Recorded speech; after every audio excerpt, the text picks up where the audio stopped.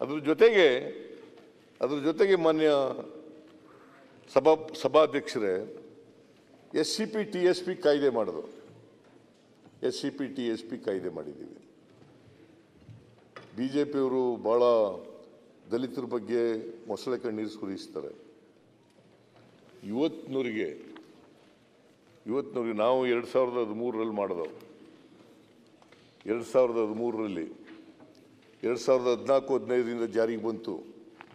2014-15ರಿಂದ ಜಾರಿಗೆ ಬಂತು. ಇವತ್ತು ಈ ವರ್ಷದ ಬಜೆಟ್ನಲ್ಲಿ 1,69,000 ಕೋಟಿ ಡೆವಲಪ್ಮೆಂಟಲ್ ಎಕ್ಸ್ಪೆಂಡಿಚರ್. 1,69,000 ಕೋಟಿ ಡೆವಲಪ್ಮೆಂಟಲ್ ಎಕ್ಸ್ಪೆಂಡಿಚರ್.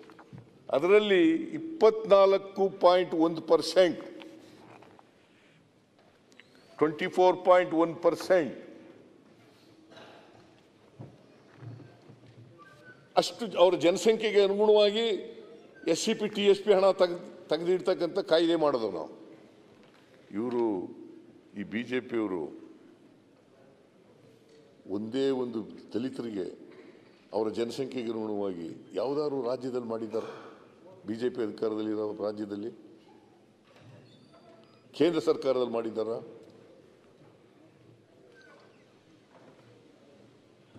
ಮಾಡಿಲ್ಲ. ಮತ್ತೆ ಬರೀ ಸಣ್ಣ ಕಾಸ್ಟ್ನವ್ರ ಬಗ್ಗೆ ಮಾತಾಡಿದ್ರೆ ಸಾಧ್ಯ ಆಗ್ತದ? ಬರೀ ಬಾಯಿ ಮಾತಿನಲ್ಲಿ ಅವರು ಅಭಿವೃದ್ಧಿ ಮಾಡಕ್ಕೆ ಸಾಧ್ಯ ಆಗ್ತದ? ಈ ವರ್ಷ 42,017 ಕೋಟಿ 42,017 ಕೋಟಿ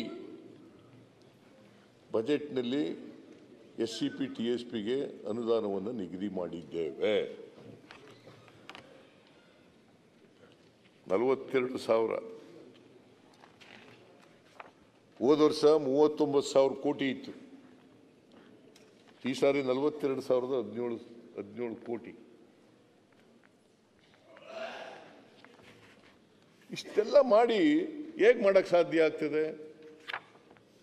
ಗ್ಯಾರಂಟಿ ಯೋಜನೆಗಳು ಮಾಡಿಬಿಟ್ರಿ. ಅದಕ್ಕೆ ನಾನು ಹೇಳಿದೆ, ನಾನು ಅನೇಕ ಸಾಧನ ಸಮಾವೇಶಗಳಿಗೆ ಹೋಗಿದ್ದೆ. ಆಯ್ತಪ್ಪ, ಅಸೆಂಬ್ಲಿ ಬರ್ತದೆ, ಚರ್ಚೆ ಮಾಡೋಣ,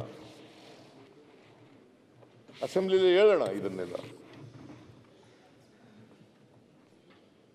ಅಸೆಂಬ್ಲಿ ರಾಜ್ಯದ ಸಮಸ್ಯೆಗಳನ್ನು ಚರ್ಚೆ ಮಾಡ್ತಕ್ಕಂಥ ವೇದಿಕೆ ಇದು.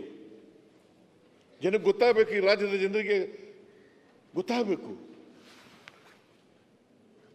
7 ಕೋಟಿ ಜನರಿಗೆ ಗೊತ್ತಾಗಬೇಕು. What we have done, what we could not done.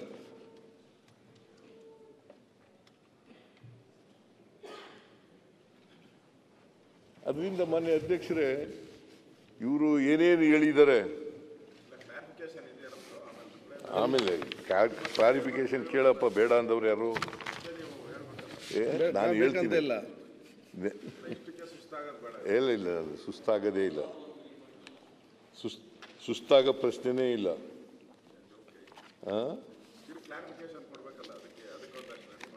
ಅಲ್ಲ, ಈ ಕ್ಲಾರಿಫಿಕೇಶನ್ ನೀವು ಏನು ವಿರೋಧ ಪಕ್ಷದವ್ರು ಏನು ಕೇಳಿದ್ರು ಹೇಳ್ತೀನಿ. ನೀವು ಕೇಳೋದಕ್ಕೆ ನೀವು ಬಹಳ, ನಿಮಗೆ ಏನು ಕೇಳಕ್ಕೆ ಏನು ಇಲ್ವೇ ಇಲ್ಲ ನಿಮಗೆ. ಮಾನ್ಯ ಸುರೇಶ್ ಗೌಡ, ಕೇಂದ್ರ ಸರ್ಕಾರದ ಬಜೆಟ್ ಗಾತ್ರ ಎಷ್ಟು? ನಿಮಗೆ ಯಾರು ಮಾತಾಡ? ಕೇಂದ್ರ ಸರ್ಕಾರ ಇಷ್ಟು ಕೊಟ್ಟಿದ್ದು, ಪ್ರಧಾನಮಂತ್ರಿಗಳು ಇಷ್ಟು ಕೊಟ್ಬಿಟ್ಟಿದ್ರು.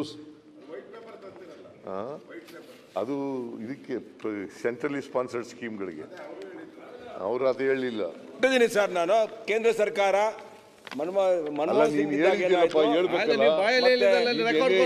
ಏನ್ ಬಹಳ ನಿಮ್ಮವರೆಲ್ಲ ಬೆನ್ ತಟ್ಟಿ ಟೇಬಲ್ ತಟ್ಟಿದ್ದು ನೀವು ಮಾತಾಡುವಾಗ ನೀನು ಏನು ಹುಮ್ಮಸ್ನಿಂದ ಹೇಳುದು. 50,000 ಕೋಟಿ ಕೊಟ್ಟಿದ್ದಾರೆ ನರೇಂದ್ರ ಮೋದಿ ಅವರು ಈ ರಾಜ್ಯಕ್ಕೆ ಸರ್. ಬಜೆಟ್ ಗಾತ್ರ ಎಷ್ಟಿತ್ತು? ಕೂತ್ಕೊಳ್ರಿ. ಬಜೆಟ್ ಗಾತ್ರ ಎಷ್ಟಿತ್ತು? 14-15ರಲ್ಲಿ 16,63,633 673 ಎಷ್ಟಿತ್ತು ಗೊತ್ತಾಗ? ಬಜೆಟ್ ಗಾತ್ರ ಎಷ್ಟಿತ್ತು? ಕೇಂದ್ರ ಸರ್ಕಾರದ್ದು ಇದು ನಾನು ಹೇಳ್ತಾ ಇರೋದು 16,63,673 ಕೋಟಿ. ಇವತ್ತೆಷ್ಟಿದೆ? 50,65,345 ಕೋಟಿ. ಇದು ಗೊತ್ತಾ?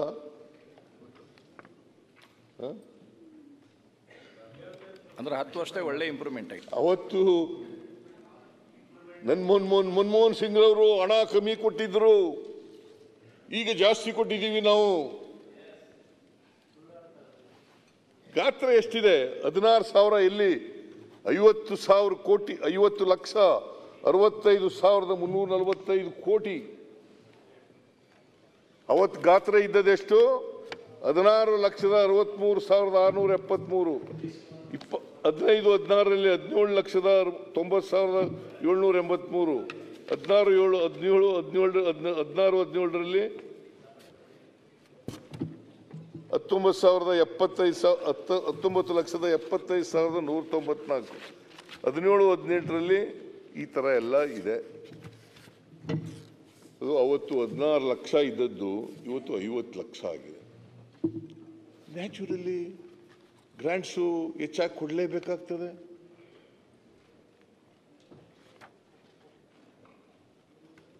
ಅದರಿಂದ ಮಾನ್ಯ ಅಧ್ಯಕ್ಷರೇ,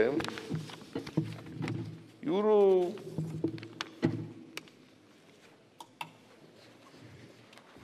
ಹೇಳ್ತಕ್ಕಂಥ ವಿಚಾರಗಳಿದ್ದಾವಲ್ಲ, ಇವು ಸತ್ಯಕ್ಕೆ ದೂರವಾದಂಥ ಮಾತುಗಳು.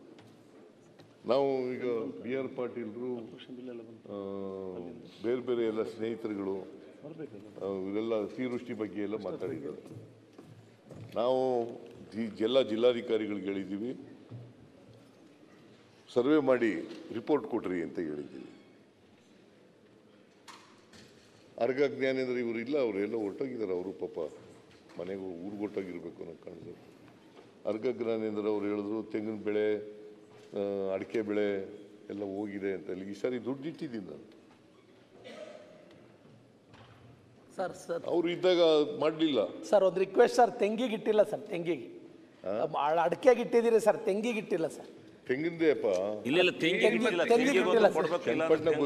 ಕೊಡ್ಬೇಕಾಗ್ತದೆ ಚಂದ್ರಾಯಪಟ್ಟಣ ವಿಶೇಷ ಅನುದಾನ ಕೊಡ್ಬೇಕು. ಅರಸೀಕೆರೆನು ತೆಂಗು ಬೆಳೀತಾರೆ. ಅರಸೀಕೆರೆಯಲ್ಲಿ ಹೇಳಿದ್ರಿ ತಾವು, ಅದೊಂದು ಸ್ವಲ್ಪ ಕೊಟ್ಟು. ಅದು 12-13 ಜಿಲ್ಲೆಯಲ್ಲಿ ತೆಂಗಿನ ಬೆಳೆ ಭಾರಿ ನಷ್ಟದಲ್ಲಿದೆ ಸರ್. ದಯಮಾಡಿ ಅದಕ್ಕೆ. ಅದರಿಂದ ಮಾನ್ಯ ಅಧ್ಯಕ್ಷರೇ, ಸರ್ ನಾನು ಬಹಳ ಹೊತ್ತು ಅವಕಾಶ ಮಾಡಿಕೊಡಿ. ಎಲ್ಲ ಊರಿಗೆ ಹೋಗೋ ಮೂಡ್ನಲ್ಲಿದ್ದಾರೆ, ಕೇಳಕ್ಕೂ ತಯಾರಾಗಿಲ್ಲ ಅವರು. ಬಿಟ್ಟರೆ ಸಾಕು ಅಂತ ಕಾಯ್ಕ ಕೂತಿದ್ದಾರೆ. ಮಂತರ್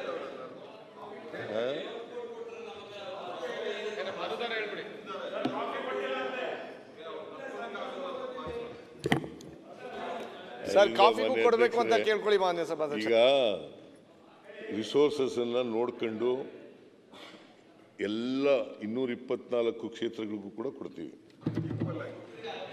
ಈಕ್ವಲ್ ನೀವು ಈಕ್ವಲ್ ಕೊಟ್ಟಿದ್ದೀರಾ? ಎಲ್ಲಿ ಕೊಟ್ಟಿದ್ದೀರೇನೆಯ? ಸುಮ್ಮನೆ ಕೊಟ್ಟಿಲ್ಲ. ಅಲ್ಲ, ನೀವು ಕೊಡಿ ದಯವಿಟ್ಟು. ದಯವಿಟ್ಟು ನೀವು ಕೊಡಬೇಕು. ಅಲ್ಲ ಅಲ್ಲ, ಈ ಕೊಡಿ ಅಂತ ಹೇಳಿ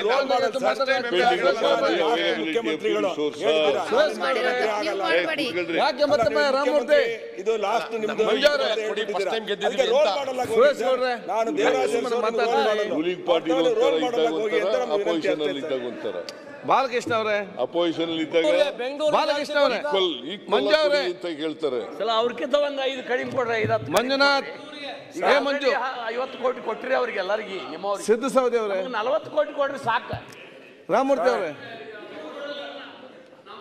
ಮಂಜು ಅವ್ರೆ, ಯಾಕೆ ಪ್ರತಿಯೊಂದಿಗೆ ಎದ್ದು ಮಾತಾಡ್ತೀರಿ?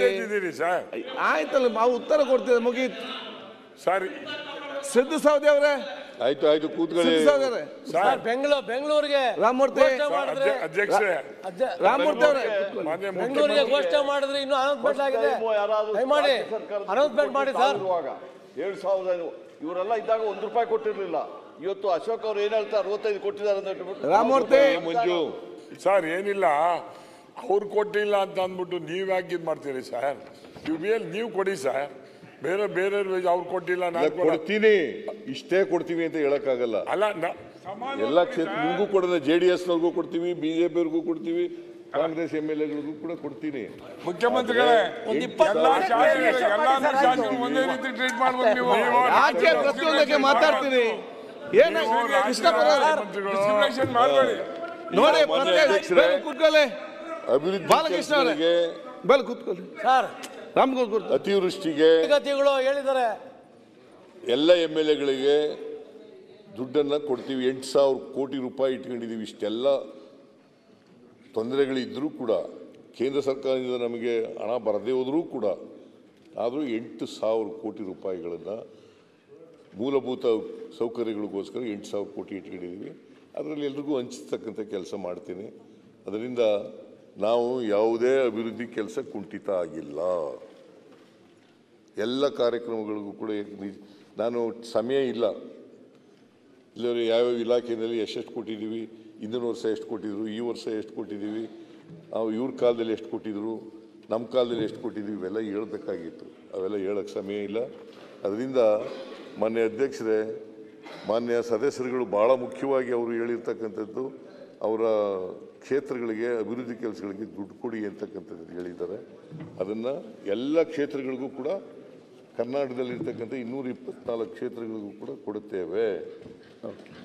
ಕಾಂಗ್ರೆಸ್ನವ್ರಿಗೂ ಕೊಡ್ತೀವಿ, JDS-ನವ್ರಿಗೂ ಕೊಡ್ತೀವಿ, BJP-ಅವ್ರಿಗೂ ಕೊಡ್ತೀವಿ ಅಂತ ಹೇಳಿ ನಮ್ಮ ಕರ್ನಾಟಕದ ಅಭಿವೃದ್ಧಿ ನಡೀತಾ ಇದೆ, ಅಭಿವೃದ್ಧಿ ಆಗ್ತಾ ಇದೆ. ಗ್ಯಾರಂಟಿ ಯೋಜನೆಗಳು ಕೂಡ ನಡೆಸ್ತಾ ಇದ್ದೀವಿ. ಇವರು ಅನೇಕ ವಿರೋಧ ಮಾಡಿದ್ರು, ನೇರವಾಗಿ ವಿರೋಧ ಮಾಡಲ್ಲ, ವಿರೋಧ ಮಾಡಿದ್ರು, ಆದರೆ ನಮ್ಮನ್ನೇ ಕಾಪಿ ಮಾಡಿದ್ರು. ಅನೇಕ ರಾಜ್ಯಗಳಲ್ಲಿ ಕಾಪಿ ಮಾಡಿದ್ರು. ಇದೇ ನರೇಂದ್ರ ಮೋದಿಯವರು ಪ್ರಧಾನಮಂತ್ರಿಗಳು ರಾಜಸ್ಥಾನದಲ್ಲಿ ಹೇಳಿದ್ರು, ನಾವು ಘೋಷಣೆ ಮಾಡಿದಾಗ, ಇಲ್ಲ ರಾಜಸ್ಥಾನದಲ್ಲಿ ಹೇಳಿದ್ರು. ರಾಜಸ್ಥಾನದಲ್ಲಿ ಏನಂತ ಹೇಳಿದ್ರು ಅಂತಂದರೆ, ಆರ್ಥಿಕವಾಗಿ ದಿವಾಳಿ ಆಗ್ಬಿಡ್ತದೆ ಇವುಗಳನ್ನು ಜಾರಿ ಮಾಡಿಬಿಟ್ರೆ, ಮಾಡಕ್ಕೆ ಬರಲ್ಲ ಅಂತ. ನನ್ other than prime minister of this country. ನಾವು ಮಾಡಿದ್ದೀವಿ. ಈಗ 2 ವರ್ಷ 3 ತಿಂಗಳು ನಾವು ಅಧಿಕಾರಕ್ಕೆ ಬಂದು 2 ವರ್ಷ 3 ತಿಂಗಳಾಯಿತು. ನಿನ್ನೆಗೆ 20ನೇ ತಾರೀಕಿಗೆ ಮಾಡಿದ್ದೀವಿ. ಯಾವ ಕಾರಣಕ್ಕೂ ಲೋಕಸಭೆ ಚುನಾವಣೆ ಆದಮೇಲೆ ನಿಲ್ಲಿಸ್ಬಿಡ್ತಾರೆ ಅಂತ ಹೇಳಿದ್ರು. ನಿಲ್ಲಲ್ಲ. ಗ್ಯಾರಂಟಿ ಯೋಜನೆಗಳೆಲ್ಲ ಮುಂದುವರಿಸ್ತೀವಿ. ಒಟ್ಟು 692 ಭರವಸೆಗಳನ್ನು ಕೊಟ್ಟಿದ್ದು ಮಾನ್ಯ ಅಧ್ಯಕ್ಷರೇ. 692ಗಳಲ್ಲಿ ಈಗಾಗಲೇ 264 ಭರವಸೆಗಳನ್ನು ಈಡೇರಿಸಿದ್ದೇವೆ. ಉಳಿದವನು ಕೂಡ ಈಡೇರಿಸ್ತೇವೆ. ಯಾವುದಾದ್ರೂ ಕರ್ನಾಟಕದ ಇತಿಹಾಸದಲ್ಲಿ ನುಡಿದಂತೆ ನಡೆದ ಸರ್ಕಾರ ಇದ್ದರೆ ಅದು ನಮ್ಮ ಸರ್ಕಾರ, ಕಾಂಗ್ರೆಸ್ ಸರ್ಕಾರ ಅಂತಕ್ಕಂಥ ಎದೆ ತಟ್ಟಿ ಹೇಳ್ತಕ್ಕಂಥ ಕೆಲಸವನ್ನು ಮಾಡಿ. ನೀವು 2018ರಲ್ಲಿ ಪೂಂಜಾ ಕೇಳಿದೀವಿ, ನೀನು ಬಂದಿರಲಿಲ್ಲಾಗ. 2018ರಲ್ಲಿ ಇದ್ರ ಓಕೆ. ಎಷ್ಟು ಭರವಸೆಗಳು ಕೊಟ್ಟಿದ್ದೀರಿ? 600 ಭರವಸೆಗಳು ಕೊಟ್ಟಿದ್ರಿ. ಈಡೇರಿಸಿದವೆಷ್ಟು? 60 ಭರವಸೆಗಳು, 10% ಆಯಿತು ಅಲ್ವಾ? ನಾವು ಎಲ್ಲ ಭರವಸೆಗಳನ್ನು ಈಡೇರಿಸ್ತೀವಿ. ನಾವು ಏನೇನು ಭರವಸೆಗಳನ್ನು ಕೊಟ್ಟಿದ್ದೀವಿ ಚುನಾವಣಾ ಸಂದರ್ಭದಲ್ಲಿ, ಆ ಎಲ್ಲ ಭರವಸೆಗಳನ್ನು ಕೂಡ ಈಡೇರಿಸೇ ತೀರ್ತೀವಿ. 13ರಿಂದ 18ರವರೆಗೆ ಎಲ್ಲ ಭರವಸೆಗಳನ್ನು ಈಡೇರಿಸಿದ್ದೀವಿ, ಈಗಲೂ ಕೂಡ ಈಡೇರಿಸ್ತೀವಿ. ನಾವು ಜನತೆಗೆ ಕೊಟ್ಟಂಥ ವಚನ ಪಾಲನೆ ಮಾಡ್ತಕ್ಕಂಥ ಕೆಲಸವನ್ನು ಮಾಡ್ತೀವಿ. ಅದರಿಂದ ಯಾವ ಸದಸ್ಯರು ಕೂಡ ಅನುಮಾನ ಪಟ್ಕೋಬೇಕಾದಂಥ ಅಗತ್ಯ ಇಲ್ಲ. ಜನರಿಗೆ ನಾವು ನುಡಿದಂತೆ ನಡೀತಕ್ಕಂಥ ಸರ್ಕಾರ, ನುಡಿದಂತೆ ನಡೀತಕ್ಕಂಥ ಸರ್ಕಾರ, ಜನರಿಗೆ ದ್ರೋಹ ಮಾಡಲ್ಲ. ಅಲ್ವಾ? ಅದರಿಂದ ಮಾನ್ಯ ಅಧ್ಯಕ್ಷರೇ, ನನಗೆ ಸಮಯ ಇವತ್ತು ಕೊನೆ ದಿನ ಅದರಿಂದ ಇಷ್ಟಿನ ಹೇಳಿ ನನಗೆ ಸಮಯ ಕೊಟ್ಟಿದ್ದಕ್ಕೆ, ಅವಕಾಶ ಕೊಟ್ಟಿದ್ದಕ್ಕೆ ಒಂದು ಸ್ಟೇಟ್ಮೆಂಟು ಓದಬೇಕಾಗಿದೆ. ಆ ಸ್ಟೇಟ್ಮೆಂಟ್ ಓದ್ಬಿಟ್ಟು ಆಮೇಲೆ ಕ್ಲಾರಿಫಿಕೇಶನ್ ಇದಕ್ಕೆ ಸಂಬಂಧಪಟ್ಟದ್ದಲ್ಲ, ಕ್ಲಾರಿಫಿಕೇಶನ್ ಆದಮೇಲೆ ಓದ್ತೀನಿ. ನ್ಯೂಸ್ ಫಸ್ಟ್ ನಿರ್ಭೀತಿಯಿಂದ ನಿಮ್ಮ ಪರವಾಗಿ.